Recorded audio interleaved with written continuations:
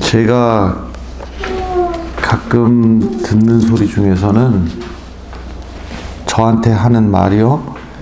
목사님은 목사님스럽지가 않습니다 하는 말을 가끔 자주 듣는데요. 물론 제 앞에서 뒤에서 하는 소리는 제가 듣지를 못하니 제 앞에서 그 소리를 할 때에 나쁜 뜻으로 하는 말이라고 생각은 안 합니다. 그런데 한편으로다가 혼자서 생각을 가만히 할 때는 내가 목사로서 좀 문제가 있는 건 아닌가 하는 그런 생각도 듭니다. 목사님이 목사님다워야지, 목사님이 목사님스럽지가 않다 하는 이 말이 한편으로다가는 제가 부담이 되는 것도 사실입니다. 레위기를 읽다 보면 거룩하라 하는 이 말이 아주 반복이 많이 됩니다. 쉴 새 없이 계속 레위기에서 반복되는 말씀은 거룩하라, 거룩하라. 그러니까 거룩에 대해서 생각을 하다 보니까 내가 목사님스럽지 않다 하는 이 말이 부담이 되기도 하는 겁니다. 목사님이 가운을 입고 걸음걸이도 좀 점잖게, 말도 빨리 하지 말고 천천히, 표정도 엄숙하게, 그리고 말없이 자리를 지키고 있는 게 거룩인가? 아무리 그래도 여전히 제 생각에는 거룩이라고 하는 게 그런 것은 아니겠다 하는 생각이 제 생각입니다만은, 제 생각이 만약에 틀려서, 만약에 그런 모습이 거룩이라면 저는 아마도 거룩하고는 좀 동떨어진 사람이 아닌가 하는 생각이 듭니다. 이 성경에 거룩하라라는 말이 엄청 많이 나옵니다. 그런데 성경에서 거룩하라 하는 이 말을 아무리 성경을 봐도 성경에서 말하는 거룩이라고 하는 것이 점잖다, 또는 부정적으로 얘기하자면 답답하다, 이런 의미는 아닌 것 같습니다. 결론부터 말씀드리면 성경에서 말하는 거룩이라고 하는 것은 구별되다라고 하는 겁니다.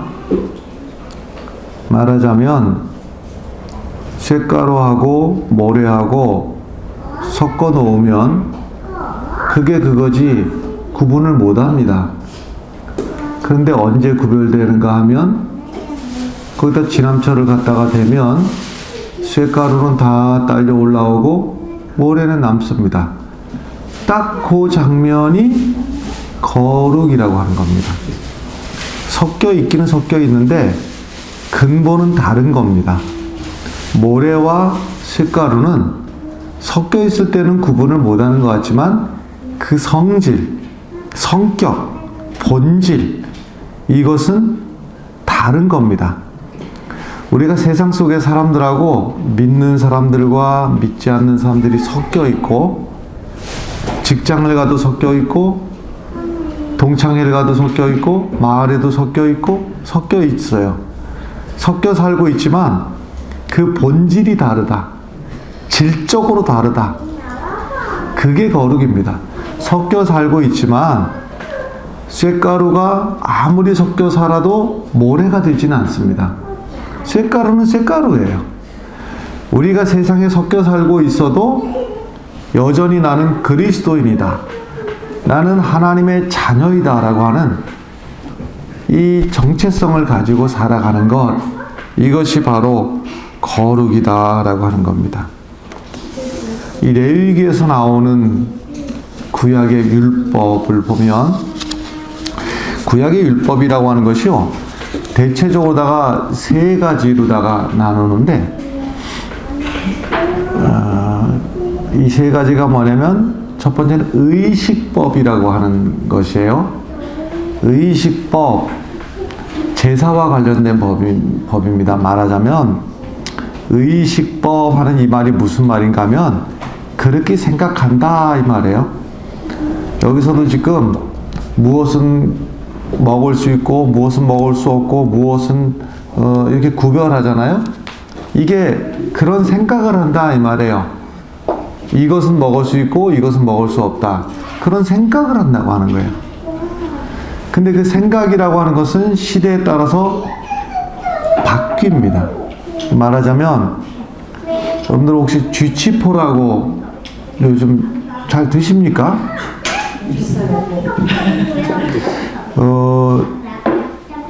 그게 제 기억이 맞다면 제 초등학교 때인가 중학교 때인가가 처음 쥐고기라고 하는 게 처음 나왔어요. 그게 쥐치포입니다. 그때 처음 먹어본 거예요. 얘기를 들어보니까 그 전까지는 이 그물에 쥐치가 걸리면 이거 쓸데없다고 해서 부둣가에다가 털어놓은 게 산더미를 이루어가지고 썩는 냄새가 한 곳마다 진동을 했다고 그러는데 이거 못 먹는 거였어요. 근데 그것을 먹는다고 이제 생각을 바꾼 겁니다. 그러니까 이게 의식법이 관련되는 것이 먹을 수 있다, 먹을 수 없다가 먹을 수 없다고 하는 것이 먹을 수 있다라고 바뀌기도 하고 그래요. 아구탕 좋아하십니까? 아구찜. 그것도 그 전문가들 얘기를 들어보니까 우리나라에서 먹은 지가 그리 오래 안 됐더군요. 전에는 버리는 고기였습니다. 버리는 고기였는데 왜냐면 생긴 게 좀 험악스럽게 생겨가지고 못 먹는 거였는데 그런 생각을 했던 거야. 이거 못 먹는 거야 생각했는데 이제는 잘 먹습니다. 이 동네 물곰탕? 그것도 못 먹는 고기였습니다. 세상에 제가 보니까 아주 숭악스럽게 생겼습니다. 만지고 싶지도 않습니다. 제가 잠수를 싫어하는 게 잠수하다가 그런 놈 만날까 봅니다. 근데 지금은 제가 주변에서 먹어본 음식 중에서 비싼 음식에 속하더라고요. 한 그릇이 무척 비싸요. 그러니까 먹을 수 없다라는 것이 먹을 수 있다라고 의식, 생각이 바뀌는 거예요. 그래서 의식법은 이제 율법의 세 가지가 있는데 지금 첫 번째 얘기하는 겁니다. 의식법이라고 하는 것은 나라마다 민족마다 먹을 수 있는 것과 먹을 수 없는 것이 이것이 나라마다 민족마다 다르고 시대마다 달라지게 돼요. 그래서 이것을 이스라엘 민족이 이렇게 이것은 먹는 거야 못 먹는 거야 구분을 한 것을 우리가 그대로 따를 이유가 없다. 프랑스 사람들이 달팽이 요리를 잘 먹는다고 하는데 여러분들 달팽이 좀 갖다 주면 요리해 드실 의향 있습니까? 그걸 먹어서 크게 해롭고 이로워서가 아니라 우리는 달팽이를 안 먹어본 거예요. 그러니까는 프랑스 여행 가서 해나 갖다 주면은 먹어볼까? 내가 직접 달팽이를 잡아서 그것을 까서 요리를 하고 싶은 마음은 애당초 없어요. 그러니까 나라마다 배경마다 역사마다 더군다나 의식법의 대부분은 제사와 관련된 것이기 때문에 그 수많은 짐승이 피를 흘려야 됐던 것 이제는 진짜 제물이 되신 예수 그리스도가 이 땅에 오셔서 십자가를 지시고 제사 지낸 바 되었기 때문에 더 이상 그 제사법, 의식법은 우리하고 아무 상관이 없는 법이 되었어요. 근데 아무 상관이 없다고 해서 그 취지, 그 의미마저도 집어던져야 되느냐 하면 그렇진 않습니다. 왜 하나님이 이 법을 주셨는지 그 하나님의 마음은 우리가 오늘도 새겨야 되는 것이지만 형식적으로다가 말하자면 돼지고기 같은 경우에는 이 율법에 따르면 먹어서는 안 될 음식입니다. 그런데 이 의식법을 우리가 따라야 될 이유가 없기 때문에 의식법은 우리들에게 적용이 되질 않습니다. 첫 번째가 의식법이 있고 두 번째가 시민법이 있어요.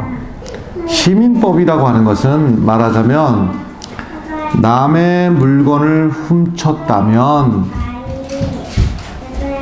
그것을 4배로 보상을 해라. 이런 내용들이 율법에 있습니다. 근데 이것도 역시 나라마다 시대마다 예를 들면은 이 질서가 안 잡힌 나라나 질서가 안 잡힌 시대일수록 형벌이 과합니다. 예를 들면은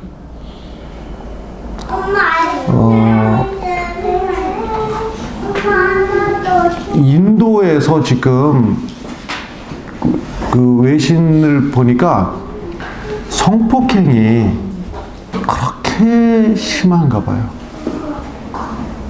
여행 갔던 외국인들도 성폭행을 당하고 심지어는 그게 얼마나 지나친가 하면 성폭행 때문에 죽어가는 사람들도 많습니다. 얼마나 성폭행을 심하게 했는지.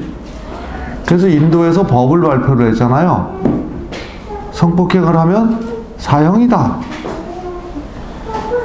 근데 제가 성폭행을 두둔하는 게 아니라 질서가 잘 잡혀서 그런 일이 많이 없으면 사형까지는 하지를 않습니다. 사형에 이를 만큼 사람의 목숨을 빼앗을 만큼 그렇게는 안 하는 거예요. 더 물론 뭐 여러 가지 중한 죄를 묻겠습니다만은 근데 왜 사형까지 가느냐? 혼란스럽고 질서가 안 잡히니까 더 많은 형벌을 가하는 것이죠. 그래서 그것을 인도에 있는 법을 한국에 그대로 적용할 수도 없고 한국의 법을 문화가 다르고 또 치안이 다르고 하기 때문에 한국 법을 중국이나 일본에 그대로 적용할 수도 없는 거예요. 각각의 이유가 있고 그러한 어떤 배경이 있기 때문에 그래서 이 시민법 말하자면 남의 물건을 훔쳤다면 4배로 배상하라. 이게 율법에 있으니 우리도 남의 물건을 훔친 게 들통나면 4배로 물어내야 되느냐? 우리는 그런 법이 아니라 우리는 우리 나름대로의 이 사회 질서에 관한 법을 가지고 있잖아요. 이 대한민국이라고 하는 나라에. 그리고 그것을 위해서 판검사가 존재하고 경찰이 존재하고 치안이 유지되고 이러고 있잖아요. 그래서 우리는 우리의 법을 지키면 되는 거예요. 그러니까 이 시민법도 우리들에게 그대로 적용을 할 수는 없는 노릇입니다. 그 다음에 이제 세 번째 법이라고 하는 것이 도덕법입니다. 이 도덕법은 뭐냐면 대표적인 경우가 여러분들 십계명 아십니까? 그 십계명이 도덕법에 해당되는 것인데 이거는 그대로 지켜야 되는 겁니다. 이건 액면 그대로. 이거는 뭐 더 이상 논하지 말고 그대로 지키는 거예요. 십계명의 법대로 주 너희 하나님만을 섬겨라.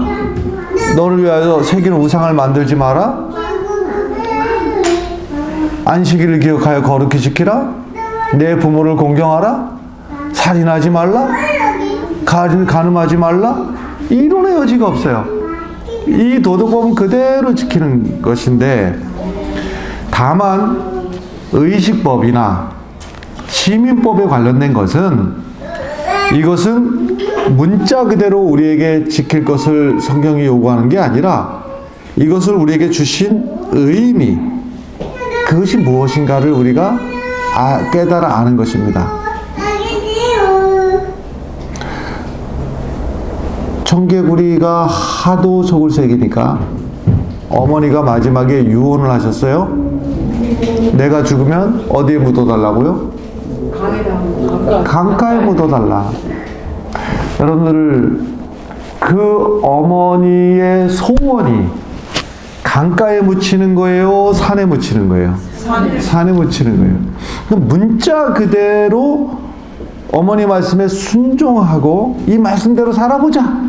문자를 따라가는 사람은 어머니를 어디다 갖다 묻어야 돼요? 강가에 가서 묻어서 비가 많이 오면 그 무덤이 또 내려가야 돼요. 근데 어머니의 말씀은 이러한데, 내가 철이 들어서 내가 깨닫고 보니 어머니는 나한테 말씀으로는 강가에 묻어 이랬지만은, 어머니의 그 의미는 저 산 위에 양지 바른 곳에 산소를 써달라는 의미였구나. 어떤 것이 어머니의 뜻을 잘 따르는 것인가 하면, 어머니는 강가에 묻어달라 이랬지만 양지 바른 저 언덕 위에 모셔드리는 것이 어머니의 뜻을 잘 따르는 길입니다. 그러니까 여기에 있는 말씀을 우리가 하나님의 이 뜻이 무엇일까, 하나님의 마음이 무엇일까를 헤아리는 것이 이 문자 그대로 이 말씀을 지키는 것보다 훨씬 중요하다. 그러니까 이것을 안 지켜도 된다, 이것으로 끝내면 안 됩니다. 여기에 실린 하나님의 마음이 무엇일까를 우리가 헤아려야 되는데, 오늘 성경에 보면 이런 것들은 먹어도 되고 이런 것들은 먹지 않아도 된다. 우리가 먹는 문제로만 이것은 먹고 이것은 먹지 않고 이것으로만 가면 하나님의 말씀을 우리가 헛듣는 거예요. 이 말씀을 해석하는 분 중에서 대표적인 경우가 돼지고기입니다. 먹으면 안 되는 겁니다.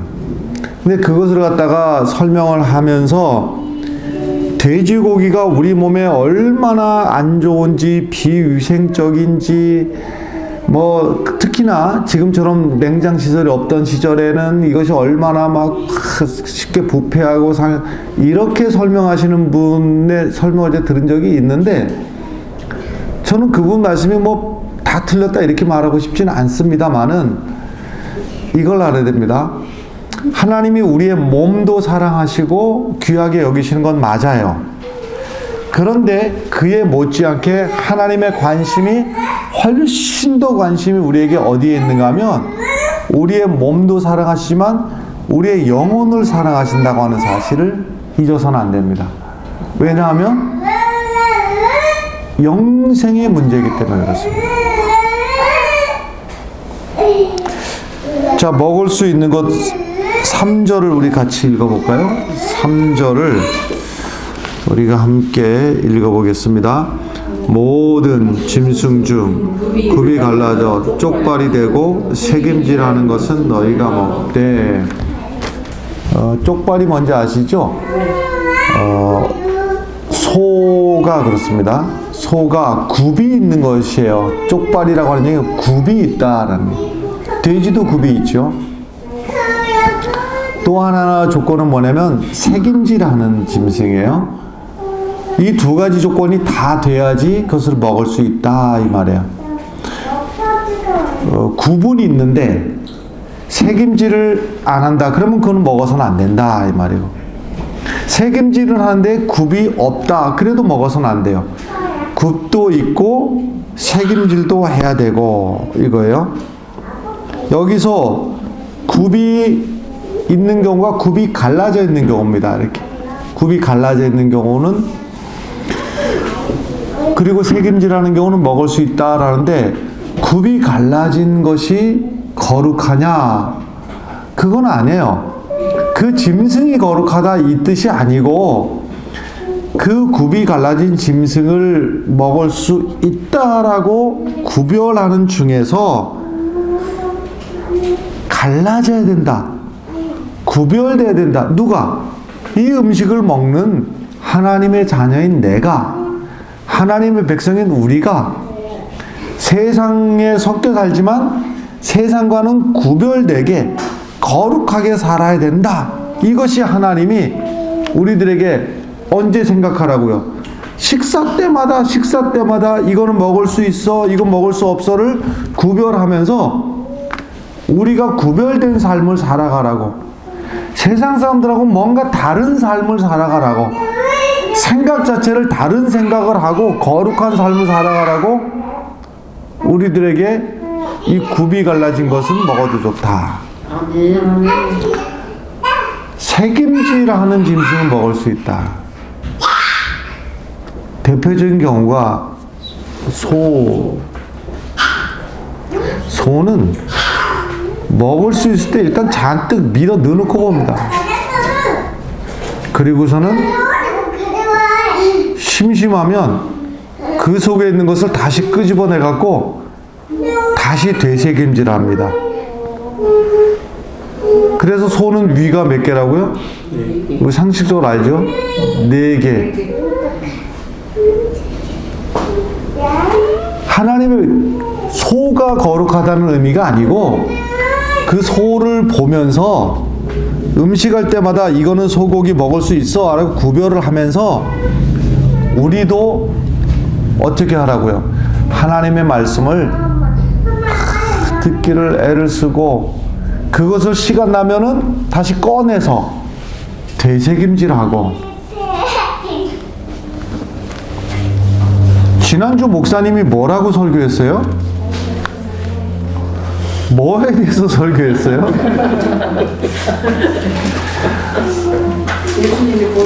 한번 듣고 이제 다 들었으니 끝이 아니고 되새김질 해야 된다는 거예요. 되새김질. 지난주 주일날 목사님 뭐라 하셨나? 잘 생각이 안 나도 궁금해서 맞다. 그러면 나는 그 말씀에 비춰서 어떻게 살아야 되겠나? 되새김질 하라는 거예요. 고기가 중요한 게 아니고 그게 중요한.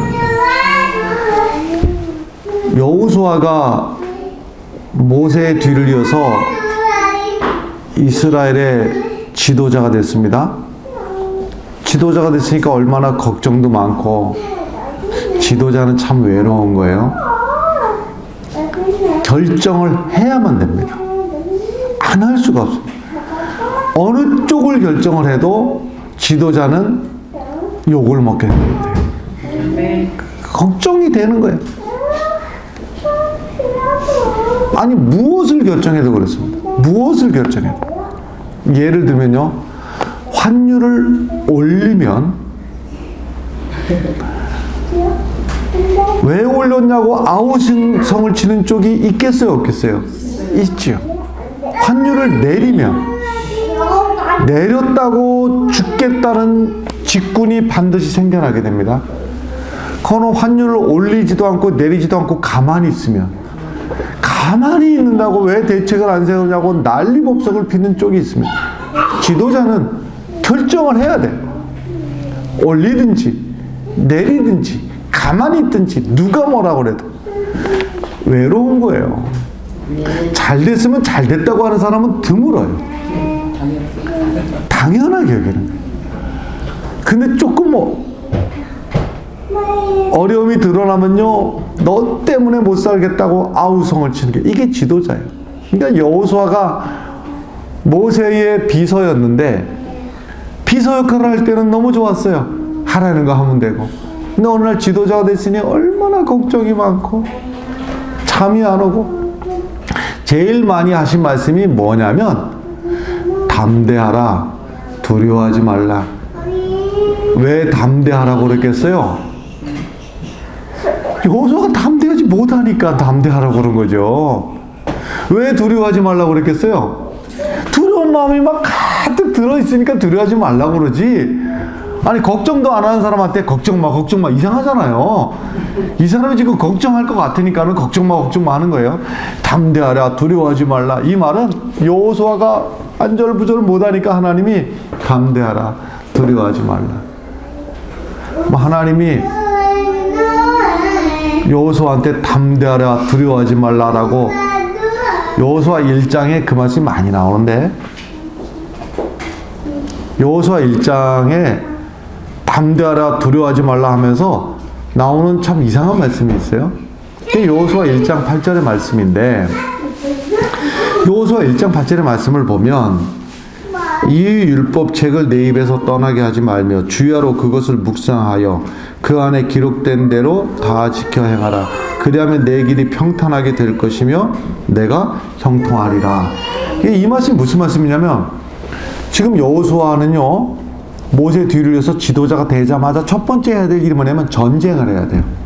전쟁을 해서 가나안 땅에 들어가서 그 땅에 있는 사람들을 무찌르고 그 땅을 차지해야 돼요. 전쟁을 해야 돼요.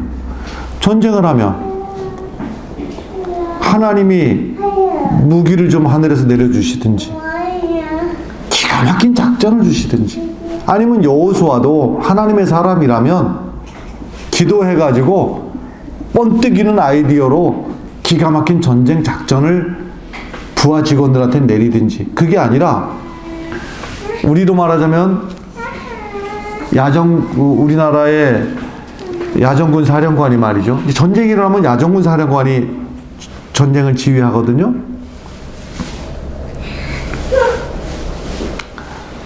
그런데 야전군 사령관이 자, 공군은 비행기를 이쪽으로 출동하고 탱크는 몇 대 배치하고 이렇게 해야 되는데, 자, 모이시오. 그래서 무슨 작전 하려고 모였는 것 같지만 성경책을 펴놓고 자, 우리 성경 공부합시다 이러면 거기에 있는 육군 참모총장이, 공군 참모총장이 저 사람 미쳤나 이러겠지.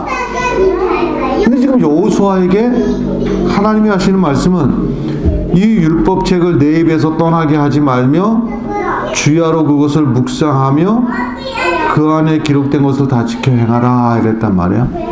말씀 묵상하는 건 좋으나 지금 전쟁을 앞두고 있는데 아무 대책이 없잖아요.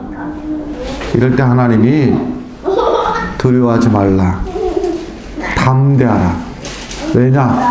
하나님의 말씀을 순종하기로 작심하면 하나님이 책임져 주시고 하나님이 이기게 해주시겠다. 그 말씀을 하시면서 걱정하지 마 하는 말이 담대하라, 두려워하지 말라 하는 거였어요. 그러니까 이렇게 우리 그리스도인들이 다른 사람하고 구별되는 것은 하나님 말씀 따라 살려고 애를 쓰는 게 구별된 모습입니다. 여기에 지금 먹어도 된다라고 하는 짐승들이 대체적으로 평화로운 동물들, 큰 소리 내지 않은 동물들, 이런 동물들인데 그 짐승이 거룩한 게 아니고 그것을 먹을 때마다 그래, 나는 세상과 구별돼야지, 나는 하나님 말씀을 또 묵상해야지, 이렇게 하라고 하나님께서 이 음식에 조건을 주신 거예요. 그 다음에 9절로 넘어가 보겠어요. 9절로 넘어가서 9절의 말씀을 함께 읽어보겠습니다. 물에 있는 모든 것 중에 너희가 먹을 강과 바다와 다른 물에 있는 모든 것 중에서 지느러미, 비늘 있는 것은 너희가 먹되, 물에 있는 것 중에서 지느러미가 있고 비늘이 있는 것은 먹어도 좋다. 이 두 가지에 해당되는 거 여러분들 어떤 물고기 있는지 말해 보실래요? 고등어, 갈치. 잠깐만요. 고등어는 비늘이 없습니다. 먹으면 안 됩니다. 자, 비늘이 있고 지느러미가 있는 것도 말해 보세요. 붕어는 됩니다. 잉어도 됩니다. 조기도 됩니다. 아까 말했던 갈치는 뭐가 없어요? 비늘이 없어요. 그래서 비늘이 있고, 참고적으로 여러분 갈치 드셔도 됩니다. 그 의미가 중요하다고 그랬어요. 의미가 중요한 것이. 그 다음에 10절로 넘어가 보겠어요. 10절 읽습니다. 물에서 움직이는 물에서 사는 모든 것, 곧 강과 바다에 있는 것으로서 지느러미와 비늘이 없는 모든 것은 너희에게 가증한 것이라. 예, 강에 있든지 바다에 있든지 상관하지 않고 지느러미와 비늘이 없는 것. 그러니까 장어도 거기에 해당되겠네요.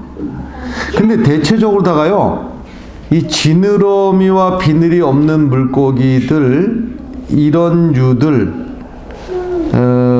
말하자면 미꾸라지, 장어, 메기, 이런 유들이 이제 여기에 해당되는 것. 근데 이런 것들이 대체적으로입니다. 뭐 어떤 건 아니네요 그러지 마세요. 대체적으로다가 뭐냐면 막 이렇게 말하자면 목표를 향해서 막 이렇게 손살같이 다니는 게 아니라 거기 와글와글 이렇게 모여 사는 경우들이 많이 있습니다. 그러니까 무슨 얘기냐면 이 하나님의 백성들을 하나님이 어떤 기대를 하는가 하면 목표를 향해서 비늘을 가지고 지느러미를 가지고 목표를 향해서 달려나가는 그 모습을 하나님은 원하시는 거예요. 이게 뻘이나 진흙바닥에 이렇게 머물러 있기를 원하시지를 않는다라고 하는 말이에요. 더 재밌는 것이요. 예를 들면은 이제 붕어 같은 것들 먹어도 된다고 하는 비늘이나 지느러미가 있는 것들 있잖아요.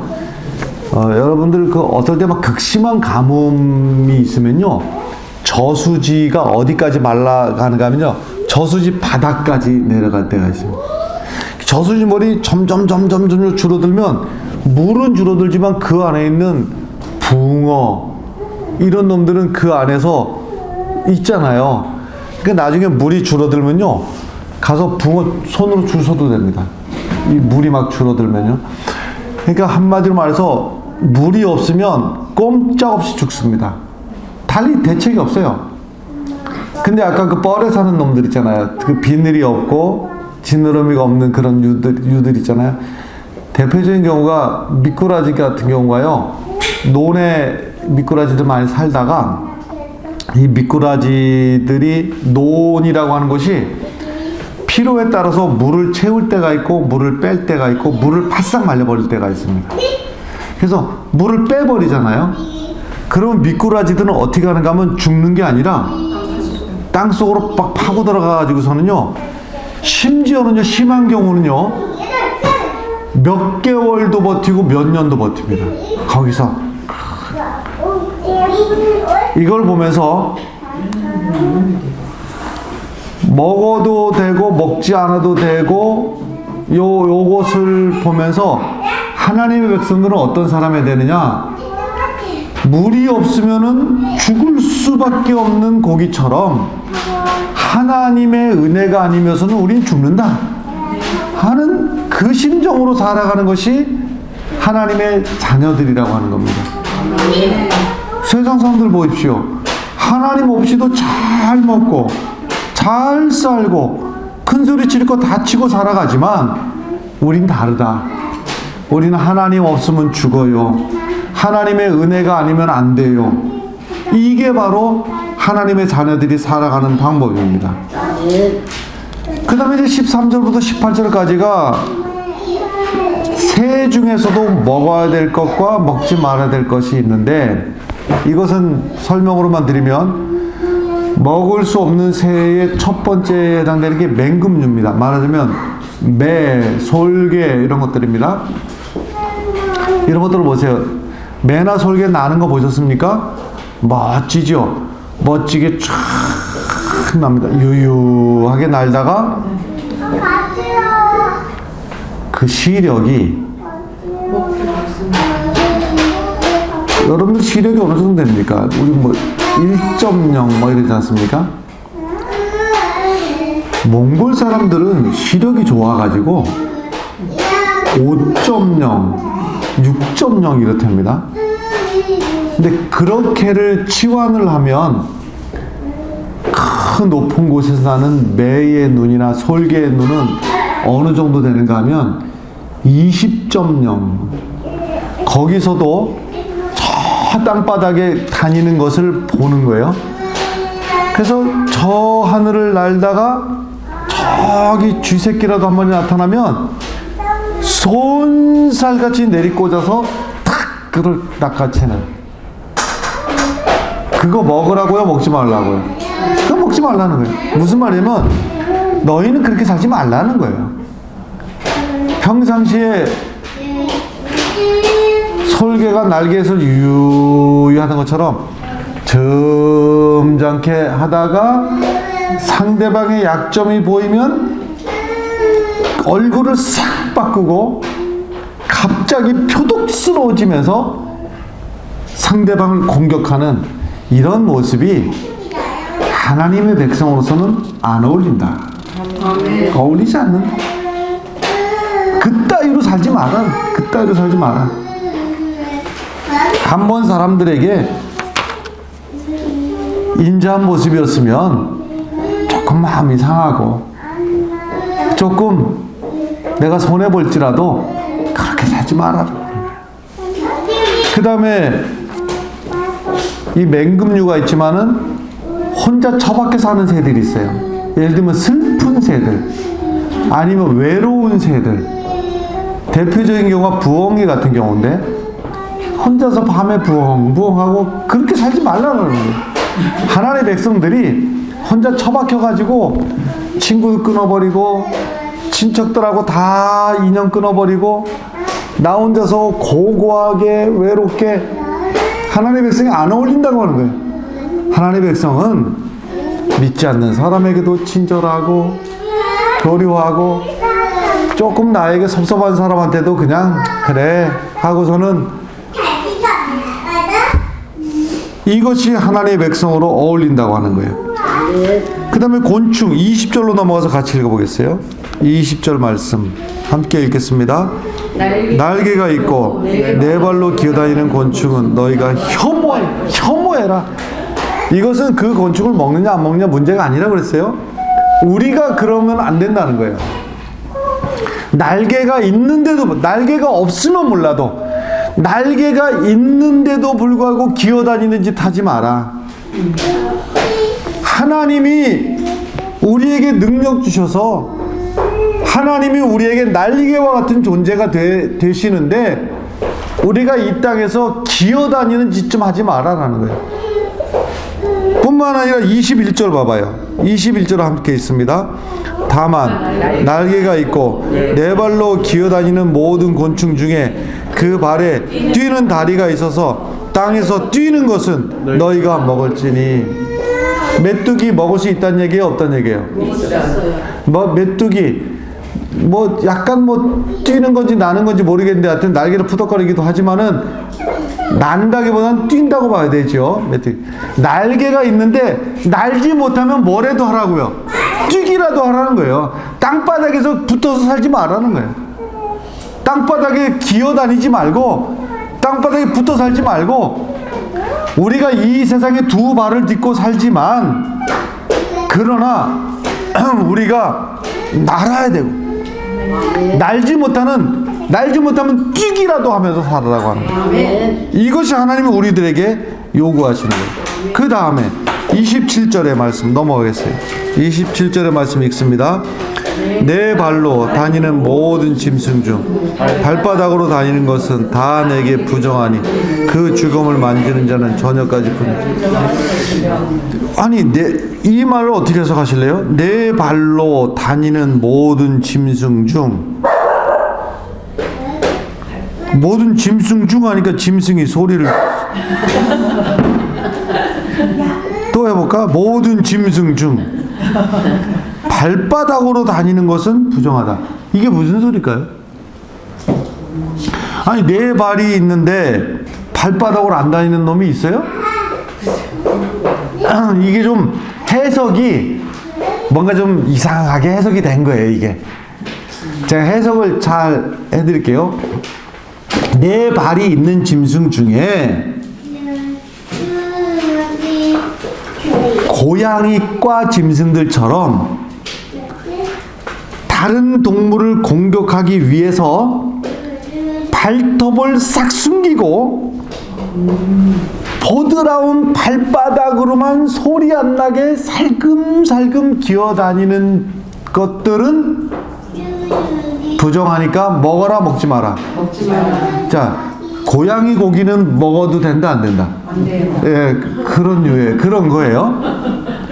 그러니까 여기에 해당되는 게 고양이, 호랑이, 치타 이런 것들이 무슨 얘기냐면요. 상대방 본래 의도는 상대방을 지금 잡아먹으려는 의도를 가지고 있지만 하는 짓은 살금 요런 짓 하지 말라는, 요런 짓 하지 마라. 속에서는 상대방 잡아먹을 생각을 잔뜩 하고 있으면 겉으로다가는 네 아이고 그럼요 이런 짓 좀 하지 말라는 거예요. 이런 짓 하지 마.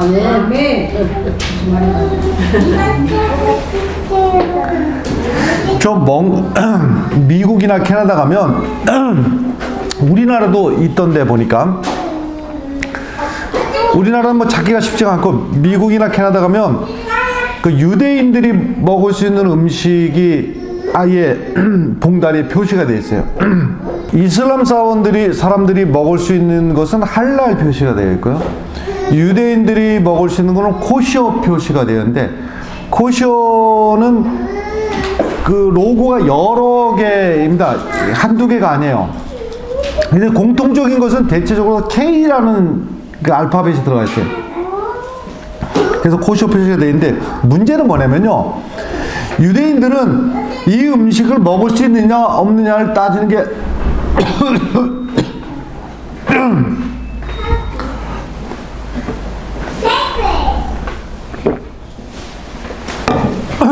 주로는 뭐 K 표시가, 저게 이제 히브리어로 되어 있기도 하고, 뭐 같은 요 로고들은 코셔 표시입니다. 근데 문제는 뭐냐면요, 먹을 수 있느냐 없느냐만 따지지 하나님이 그 말씀을 왜 하셨는지는 생각지도 안 하고 있는 거예요. 이게 문제가 있는 거예요.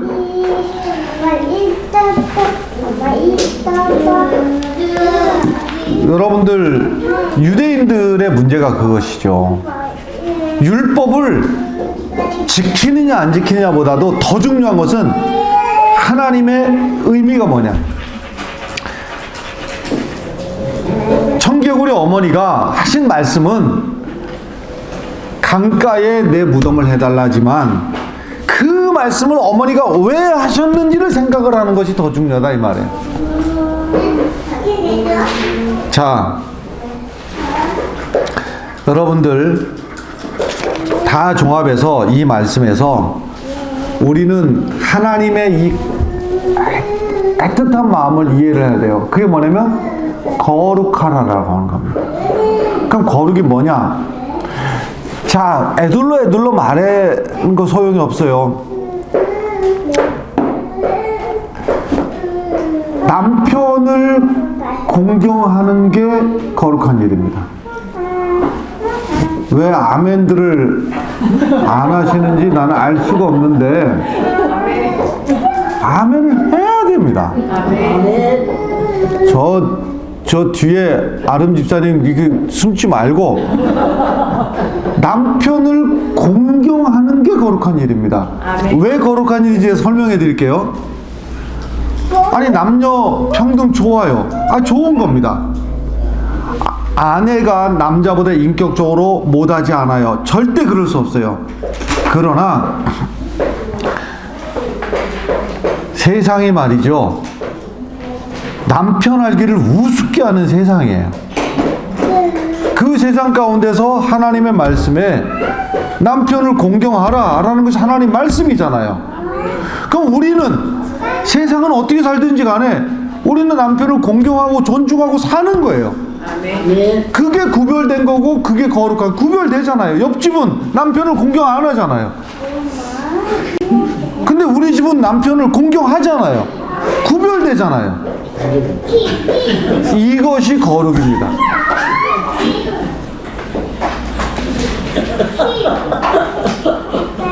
아내가 남편에게 순종하는 것도 거룩이고, 또 자기 아내 하나만 목숨 걸고 사랑하는 것도 거룩입니다.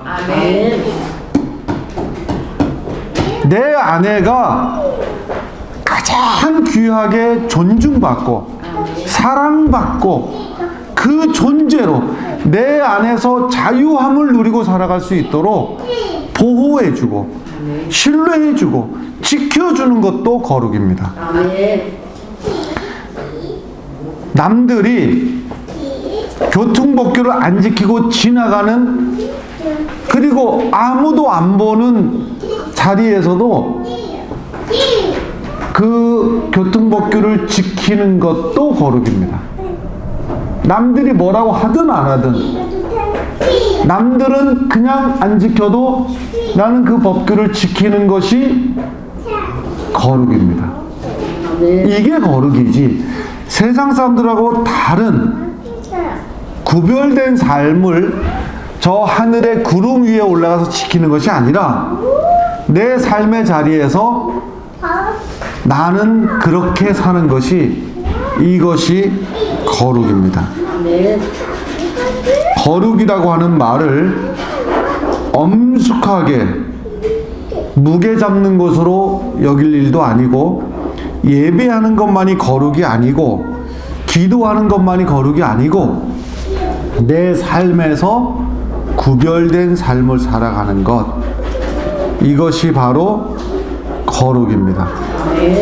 여러분, 이 레위기를 통해서 주시는 말씀 다시 기억하면서 내가 거룩하니 너희도 거룩하라.